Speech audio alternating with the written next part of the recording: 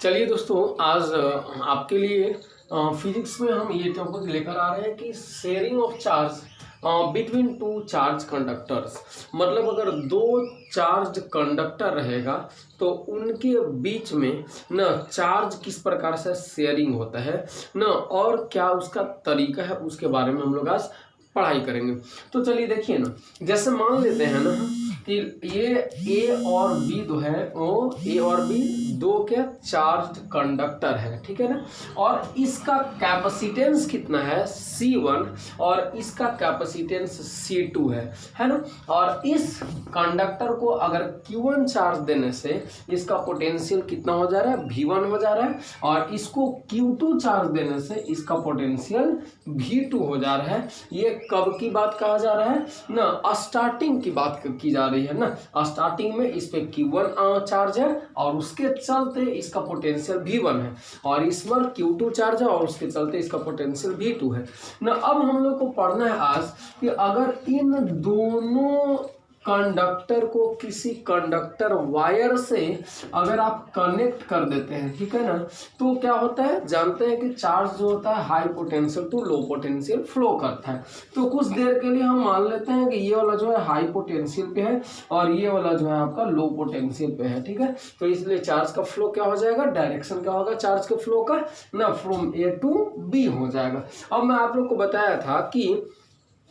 अगर दो charge conductor को किसी कंडक्टर वायर से अगर कनेक्ट कर दिया जाए तो दोनों के बीच में ना चार्ज का ट्रांसफर होने लगता है, शेयरिंग होने लगता है। और वो चार्ज तब तक शेयर होता है ना जब तक कि दोनों का पोटेंशियल इक्वल ना हो जाए। और दोनों का जब पोटेंशियल इक्वल हो जाएगा तो that potential is known as common potential. हम बता रहे हैं ना, अगर दो कंडक्टर ए और बी और उन दोनों को अगर हम क्या करते हैं किसी कंडक्टर वायर से कनेक्ट कर देते हैं, तो चूंकि ए जो है ए हाई पोटेंशियल पे है और बी क्या है मेरा लो पोटेंशियल पे है, इसलिए चार्ज का फ्लो किधर से किधर होगा, ए से बी की तरफ होगा। और तब तक होगा जब तक कि दोनों का पोटेंशियल इक्वल ना हो जाए। तो लेट करते हैं कि ये जो आपका इक्वल पोटेंशियल मतलब जो कॉमन पोटेंशियल है वो कितना हो जाता है, भी हो जाता है, ठीक है ना। मतलब दोनों को अगर आप कनेक्ट करते हैं तो जो कॉमन पोटेंशियल है वो भी हो गया, ठीक है। तो चलिए अब एक बात बताइए, फर्स्ट ऑफ ऑल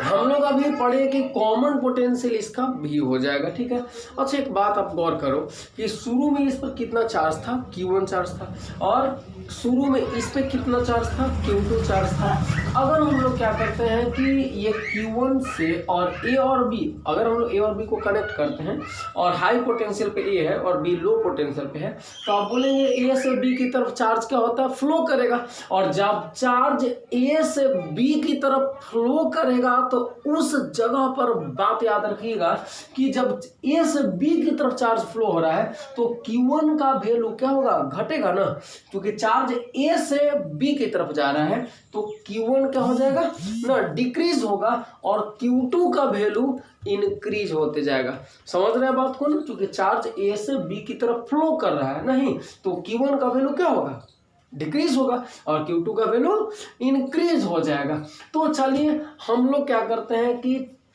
चार्ज जब शेयरिंग हो रहा है तो चार्ज के शेयरिंग होने के बाद की बात कर रहा हूं मैं। सपोज करते हैं कि इस पे चार्ज Q1 डैश बचा हुआ है और चार्ज शेयरिंग के बाद B पर जो चार्ज हुआ Q2 डैश हुआ। याद रखेंगे ये Q1 और Q2 स्टार्टिंग का चार्ज है और जब वायर से इन दोनों को कनेक्ट नहीं किया गया था तब का, लेकिन जब कंडक्टर वायर से कनेक्ट किया गया तो चार्ज चूंकि A से B की तरफ फ्लो कर रहा है, तो फ्लो करने पर जाहिर सी बात है कि चार्ज का वैल्यू जो होगा वो ना डिक्रीज होगा इंक्रीज होगा। तो A पर डिक्रीज होगा, B पर इंक्रीज होगा, क्योंकि A से B की तरफ फ्लो कर रहा है। अगर चार्ज B से A की तरफ फ्लो करता तो B पर जो चार्ज का वैल्यू था वो डिक्रीज होता और A पर ना चार्ज का वैल्यू इंक्रीज होता। लेकिन आप बोल सकते हैं कि टोटल चार्ज जो है ना बाबू, वो टोटल चार्ज नहीं बदलेगा, टोटल चार्ज जितना था उतना ही रहेगा, क्योंकि ना Q1 इसका Q1 चार्ज इसका Q2 चार्ज है, तो वही चार्ज ना इधर उधर रीडिस्ट्रीब्यूशन हो रहा है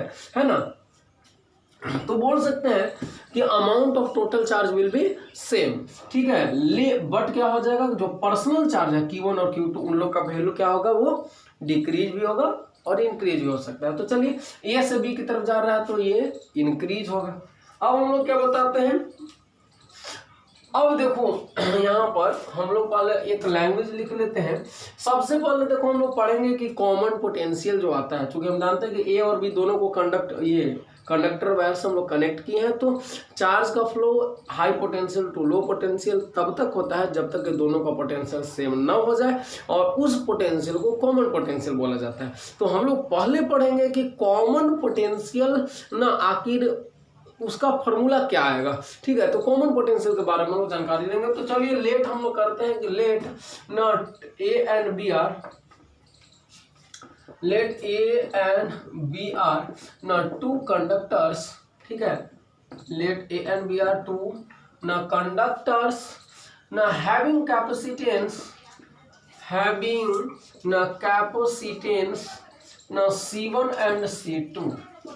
having capacitance C1 and C2, इसका कैपेसिटेंस C1 है और इसका कैपेसिटेंस C2 है, ठीक है ना। एंड ना देयर इनिशियल चार्जेस ना एंड पोटेंशियल्स ना आर ना Q1 V1 and Q2 V2 ना रिस्पेक्टिवली, ठीक है।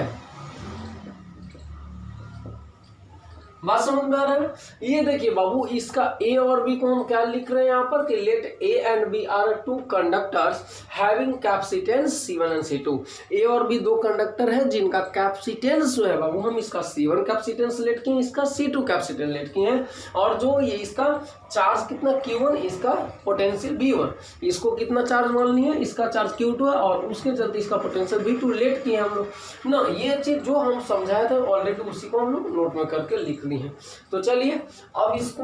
इरेज कर दे रहे हैं, आप लोग नोट कीजिएगा। तो एक बात बताइए अब यहां से कि जब इसका चार्ज कितना है, इस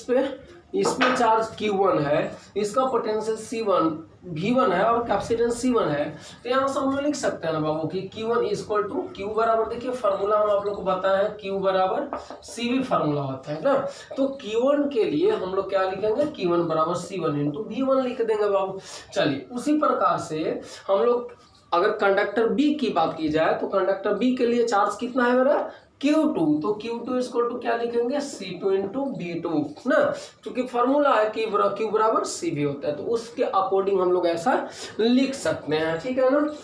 तो चलिए अब हम लोग को क्या करना है, तो चलो मेरा फुल ये टोटल चार्ज कितना हो गया बाबू, यहाँ पर बताओ। टोटल चार्ज हम लोगों का हो गया है ना Q1 प्लस Q2, ठीक है ना। टोटल चार्ज यहाँ पर Q1 चार्ज था और यहाँ पर Q2 चार्ज था, तो टोटल चार्ज जो है यहाँ पर टोटल इस सिस्टम का वो कितना हो गया, Q1 प्लस Q2 हो जाएगा, ठीक है ना। And let the common potential is भी लेट ना कॉमन पोटेंशियल, ठीक है ना, कॉमन पोटेंशियल ना ऑफ द सिस्टम इज ना V, ठीक है ना। when the sharing of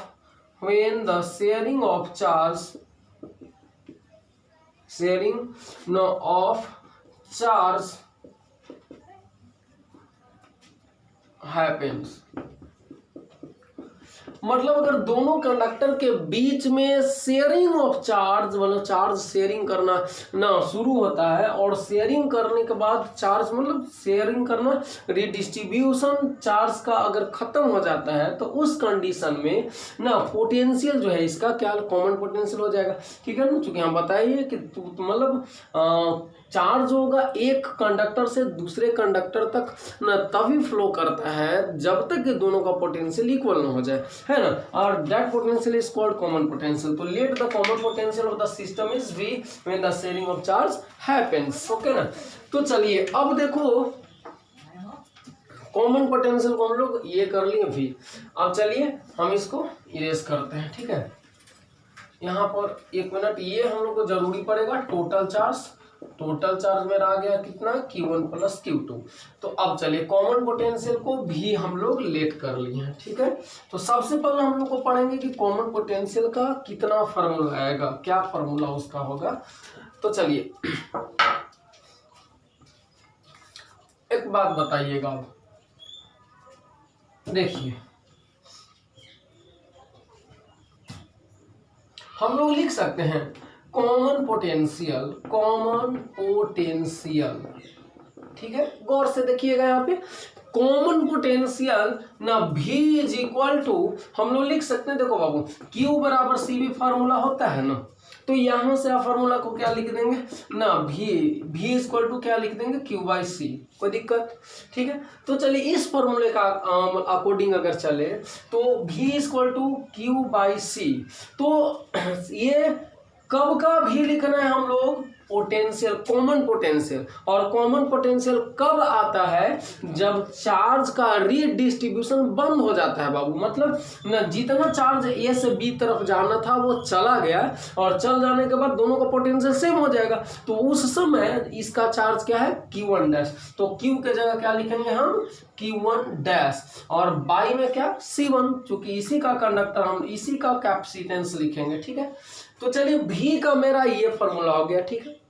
अच्छा बाबू एक बात बताइए, जब ये कॉमन पोटेंशियल है तो ये तो A का ना पोटेंशियल हुआ और B का भी, दोनों का ना पोटेंशियल होगा, क्योंकि ये कॉमन पोटेंशियल, और कॉमन पोटेंशियल है तो हम लोग अगर A के फॉर्म में फॉर्मूला लिखें, A के चार्ज के फॉर्म में, तो V equal to Q1 dash by C1 लिख दिया। अगर यही फॉर्मूला हम कंडक्टर B के रिस्पेक्ट में लिखें तो क्या हो जाएगा, V इक्वल टू ना Q2 डैश बाई C2 हो जाएगा। कंफर्म समझ रहे हैं ना बाबू, देखो ना V equal to Q by C formula होता है ना, तो अगर मेरा V यहाँ पे क्या है, V कॉमन पोटेंशियल है, तो कॉमन पोटेंशियल के लिए अगर कंडक्टर A के लिए अगर हम फॉर्मूला लगाए हैं तो Q1 डैश बाई C1 ना, चार्ज बाद का चार्ज, मतलब रीडिस्ट्रीब्यूशन के बाद का चार्ज कितना है, और बटन उसका कैपेसिटेंस। उसी तरह से कंडक्टर B के लिए अगर हम लोग यूज करें तो बाद का चार्ज B पर कितना है, Q2 डैश, और Q2 डैश बाई में कितना आ जाएगा, यहाँ पर C2 हो जाएगा। यहाँ तक आप लोग कंफर्म होंगे। अब चलिए अब क्या करते हैं, देखो एक चीज याद रखना आप लोग, जैसे देखिए अगर मान लिया जाए 2/4 और 4/8 दोनों बराबर है, देख लो ना, इसको कैंसिल करेंगे तो 1/2 आ जाएगा, इसको कैंसिल करेंगे तो 1/2, दोनों बराबर है। तो अगर ये 2/4 बराबर 4/8 है तो आप इसको ऐसे भी लिख सकते हैं, ऊपर ऊपर को जोड़ दो, 2 + 4 बराबर हो जाएगा किसके, 4 + 8 के। आप कैलकुलेशन करके देख लो ना, कितना आ जाएगा, 2 और 4 6, और कितना आ जाएगा 8, और ये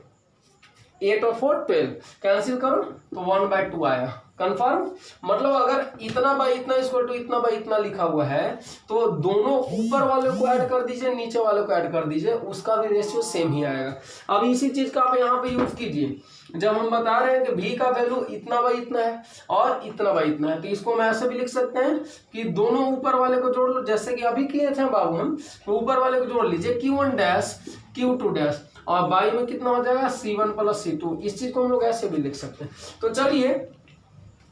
कॉमन पोटेंशियल का जो फॉर्मूला मेरा आया V इक्वल टू बाबू इतना आया, तो एक बात अब सोचिएगा, V equal to Q1 dash plus Q2 dash. एक बात बताइए कि Q1 डैश क्या है, Q1 डैश कंडक्टर A पर का चार्ज है, कब का चार्ज, जब शेयरिंग ऑफ मतलब शेयरिंग ऑफ चार्ज हो चुका है, शेयरिंग ऑफ चार्ज समाप्त हो चुका है, खत्म हो चुका है, ठीक है ना। Q2 डैश क्या है, तो शेयरिंग ऑफ चार्ज मतलब B पर का चार्ज, जब शेयरिंग ऑफ चार्ज खत्म हो जाएगा, मतलब लास्ट में B पर कितना चार्ज बचेगा, Q2 डैश। ये तो बता रहे हैं कि जब ये का मतलब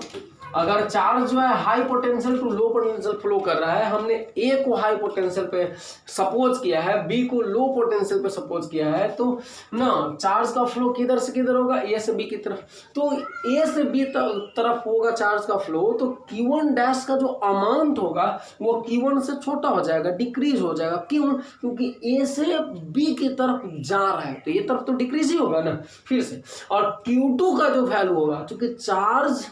उधर जा रहा है, ए से बी की तरफ चार्ज जा रहा है, तो ये Q2 डैश का जो वैल्यू होगा वो Q2 से ज्यादा हो जाएगा ना। अब चलो,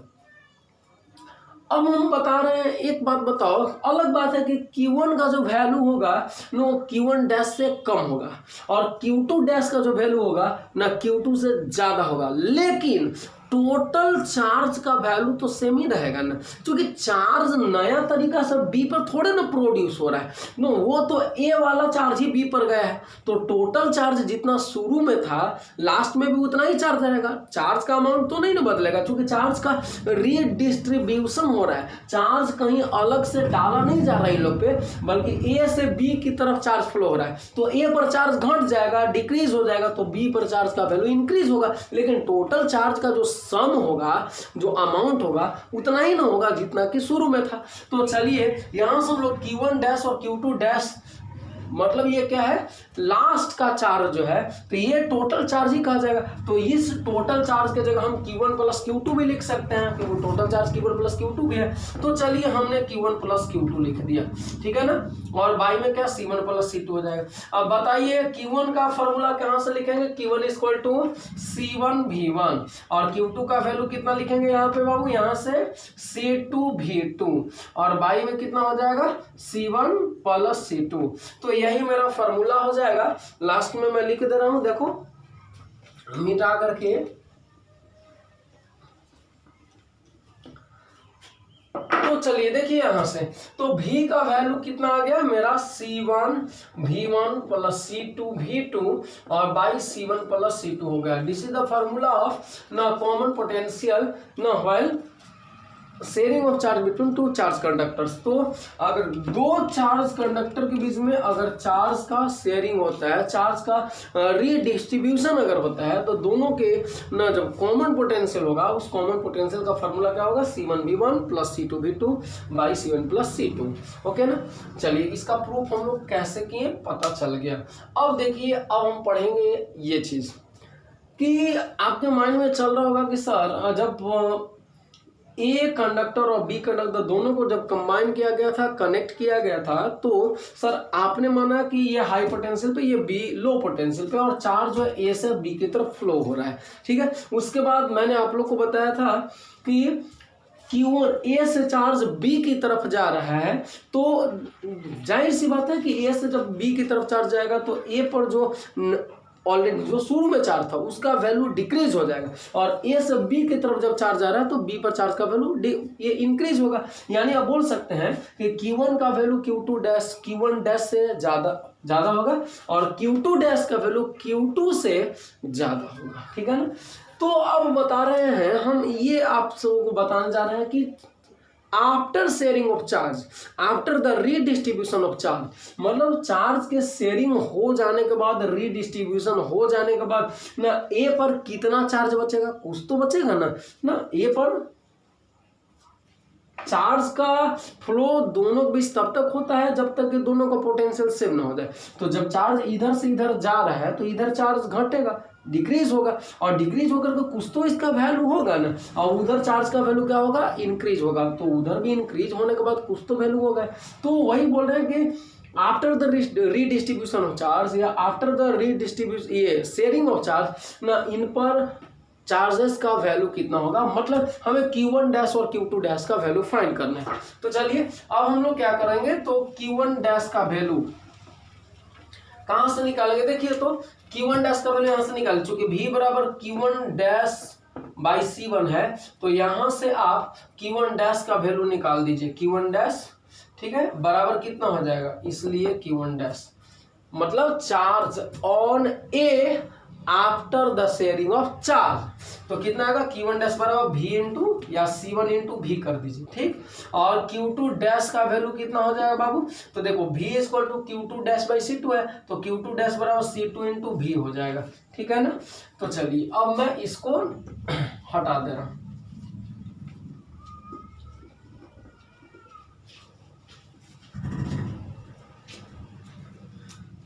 तो चलिए अब देखो यहाँ पे, यानी हम लिख सकते हैं कि द अमाउंट ऑफ चार्जेस, या ये किसका अमाउंट है ऊपर आप लोग जरूर लिख देंगे ना, अमाउंट, द अमाउंट न of charges on both conductors, both A and B after sharing या आफ्टर रीडिस्ट्रीब्यूशन, मतलब रीडिस्ट्रीब्यूशन के बाद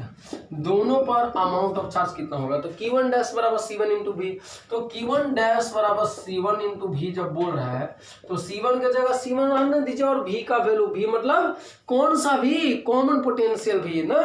क्योंकि ये शेयरिंग ऑफ चार्ज मतलब शेयरिंग ऑफ चार्ज के बाद का चार्ज पूछा जा रहा है, ठीक है। जब चार्ज का रीडिस्ट्रीब्यूशन हो जाएगा उस समय ए पर कितना अमाउंट में चार्ज होगा। तो Q1 dash equal to C1 into V and the formula of V is ना C1 V1 plus C2 V2 ना अपॉन C1 प्लस C2, तो it will be the formula of Q1 dash and ना, इसको erase करें, ठीक है। Q2 dash का value बता दीजिए, तो Q2 डैश कितना आ जाएगा, Q2 डैश यानी C2 इंटू V, तो C2 इंटू V का फार्मूला कितना आएगा बाबू, तो V C2 की जगह C2 का, V की जगह हम लोग लिखेंगे C1 V1 plus C2 V2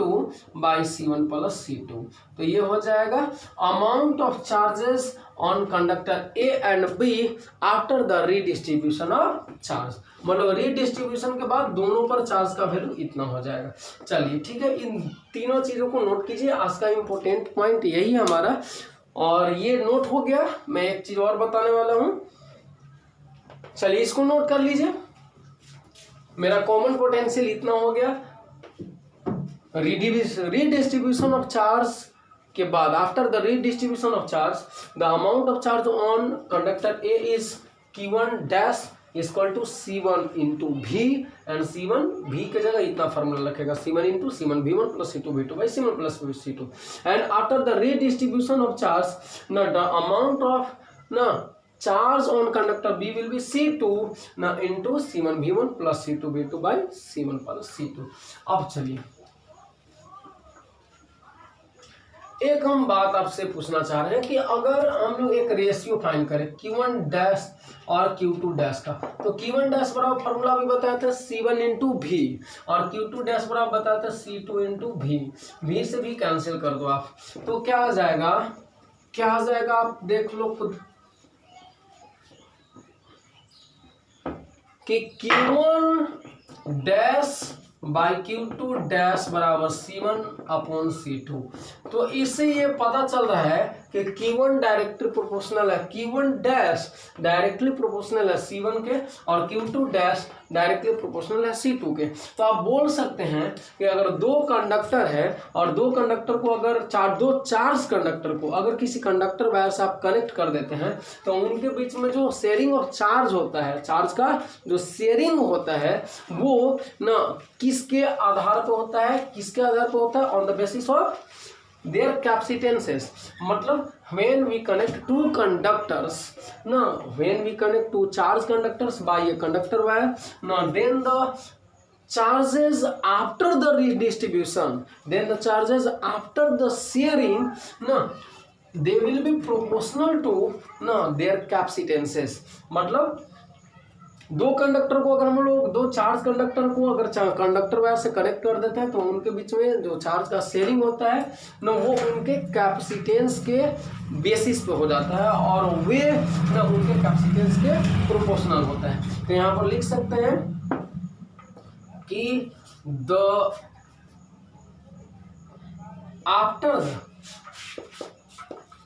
after the redistribution या after the sharing of charge,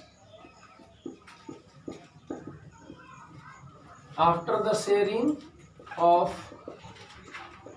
charge the charges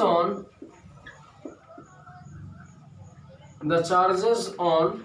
both conductors A and B, the charges on both conductors A and B will be proportional